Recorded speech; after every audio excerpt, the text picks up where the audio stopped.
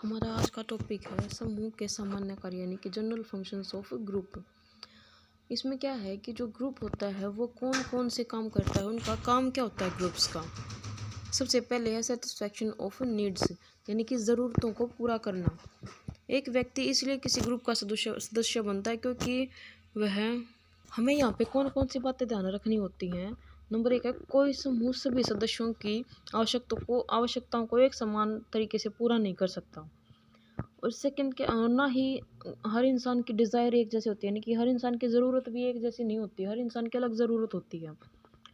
Second point है समूह कुछ सदस्यों की कुछ आवश्यकताओं को संतुष्ट कर सकता है और कुछ अन्य सदस्यों की अन्य भिन्न आवश्यकताओं को संतुष्ट कर सकता है। यानी कि किसी बात को समूह कुछ सदस्यों की कहाँ पे थे हम समूह कुछ सदस्यों की कुछ आवश्यकताओं को यानी कि कुछ जो मेंबर्स होते हैं उनकी कुछ डिज़ायर्स को पूरा कर सकता है और जो दूसरे जो इंडिविजुअल्स हैं, जो ग्रुप मेंबर्स हैं, उनकी दूसरी डिज़ायर्स को पूरा कर सकता है।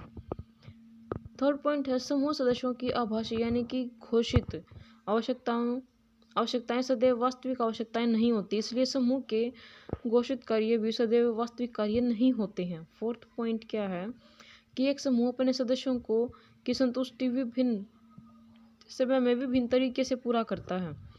अब इसमें जो नेक्स्ट पॉइंट है वो है और जो नीड होती है वो दो तरीके की होती है, प्राइमरी और सेकेंडरी नीड्स। प्राइमरी नीड में क्या आता है, सेटिस्फैक्शन ऑफ प्राइमरी नीड्स में क्या है कि प्राथमिक आवश्यकताओं की श्रेणी एक अपेक्षाकृत व्यापक श्रेणी है। इसमें यानी कि जो बेसिक सी चीज़ें होती हैं, किसी को खाना चाहिए, पानी चाहिए, रहने के लिए घर चाहिए, पहनने के लिए कपड़े चाहिए, ये जो बेसिक चीज़ें होती हैं ये होती हैं प्राइमरी नीड्स। और सेकेंडरी नीड्स क्या होती हैं, समूह अपने सदस्यों की सेकेंडरी नीड्स की पूर्ति भी करता है। आवश्यकताओं के इस वर्ग में समाजजनिक आवश्यकताओं को रखा जाता है।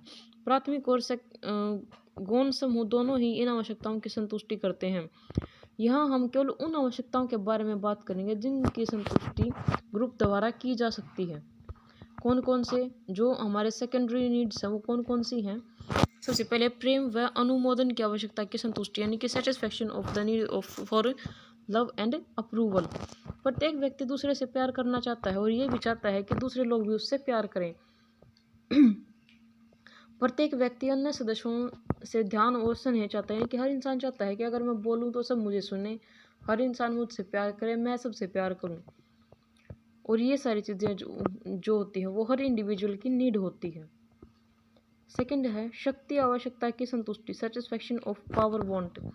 समूह अपने अनेक सदस्यों की शक्ति आवश्यकता की पूर्ति करता है, चाहे किसी समूह में नेतृत्व की कोई औपचारिक पहचान हो या ना हो, तो भी समूह के सदस्यों को इस प्रकार की भूमिकाएं निर्दिष्ट की जाती हैं ताकि पावर की मात्रा के दृष्टिकोण से उनमें परस्पर कोई अंतर ना हो सके।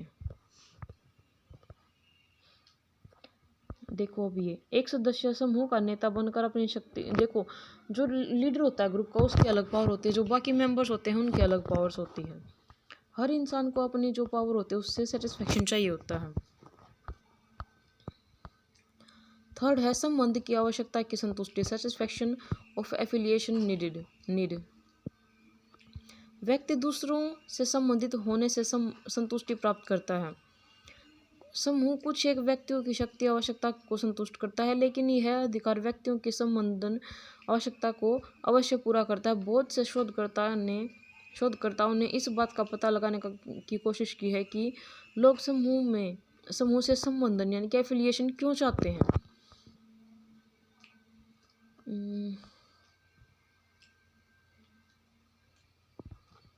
सेकेंड पॉइंट है नवीन आवश्यकताओं का निर्माण, क्रिएशन ऑफ न्यू वांट्स। मानव की आवश्यकता स्थिर नहीं होती, यानी कि इंसान को जो मिलता है ना वो हमेशा उसमें खुश नहीं रहता। उसको फिर ये होता है एक चीज़ मिल गई कि अब मेरे को आगे चाहिए, अब वो मिल जाती तो फिर लगता है कि नहीं इससे ऊपर वाली भी चीज़ें चाहिए, फिर वो मिलती हैं तो उसके आगे भी सोचता है। जैसे जैसे इंडिविजुअल में चेंज आते हैं वैसे वैसे उसकी डिज़ायर या फिर उसकी नीड्स है जो वो बढ़ती जाती हैं।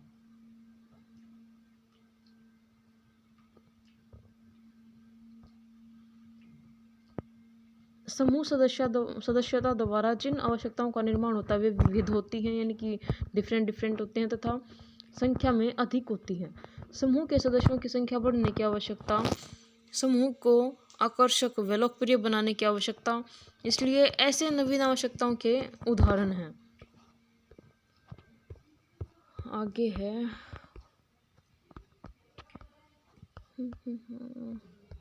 3rd पॉइंट, समूह लक्ष्यों की प्राप्ति, अचीवमेंट ऑफ ग्रुप गोल्स।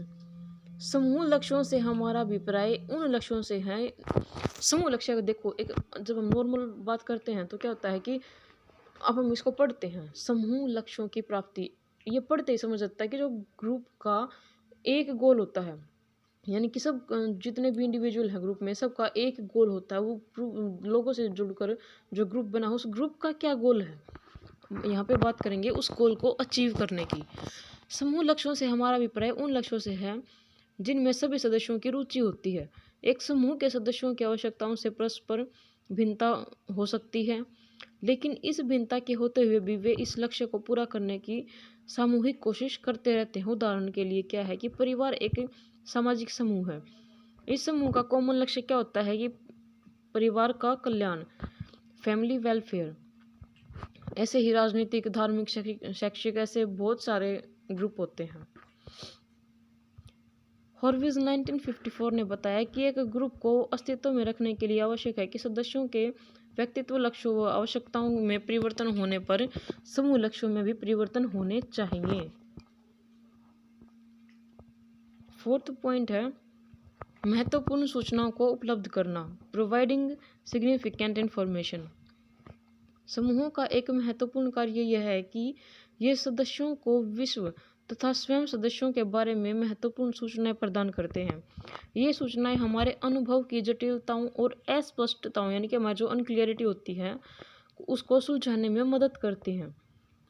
हम समूह के अन्य सदस्यों से अंतर्क्रिया करते हैं, कि इंटरपर्सनल जो हमारे इंटरेक्शन करते हैं, वो अपने आप को इस बारे में मूल्यांकित कर सकते हैं कि क्या हमारे मत, जो हमारे सोच है, हमारे डिसीजन है, हमारा बिलीफ सिस्टम है, हमारा एटीट्यूड है, वो बाकी लोगों से मैच होता है या नहीं होता है।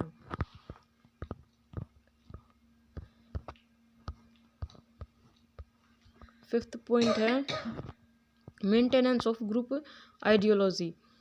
प्रत्येक समूह की अपनी विचारधारा होती है और यह समूह के साथ साथ विकसित हो जाती है। एक समूह विचारधारा का निर्माण जो कॉमन से बिलीफ सिस्टम होता है, वैल्यूज होते हैं, नॉर्म्स होते हैं, उन सब से मिलकर बनता है। एक समूह अपनी कॉमन विचारधारा को इसलिए बरकरार रखता है क्योंकि यह उन व्यवहार, यानी कि जो बिहेवियर डिफरेंसेस हैं, उनको कम करती है जो विभिन्न सदस्यों में आवश्यकताओं की भिन्नता से उत्पन्न होते हैं।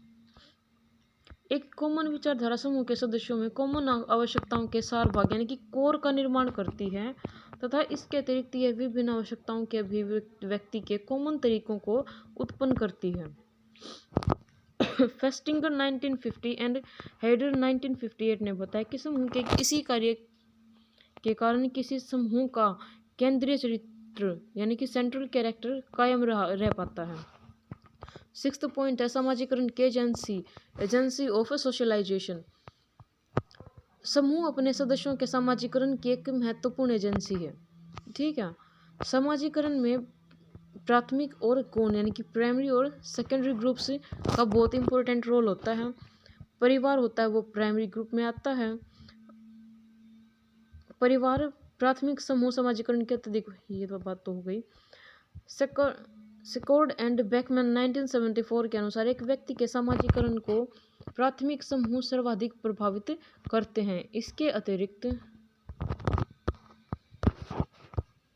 जो उसका धर्म है, जहाँ पे वो रहता है, वहाँ के लोग हैं, वहाँ धर्म क्या है, वहाँ की जो पॉलिटिकल सिस्टम है वो क्या है, वो सारी चीज़ें भी इंडिविजुअल के सोशलाइजेशन पर बहुत गहरा इफेक्ट डालती हैं। संदर्भ समूह के मानकीय कार्य, यानी कि नॉर्मेटिव जो फंक्शंस होते हैं, वो सोशलाइजेशन के क्षेत्र में अपना बहुत इंपॉर्टेंट रोल प्ले करते हैं। 7th पॉइंट है मेंटेनिंग कल्चरल कंटिन्यूटी। प्रत्येक समूह अपनी सांस्कृतिक निरंतरता को बरकरार रखने का प्रयास करता है। प्रत्येक समूह की अपनी मान्यताएं होती हैं, परंपराएं होती हैं, मूल्य होते हैं, उद्देश्य होते हैं, बिहेवियर जो मेथड होता है वो होता है।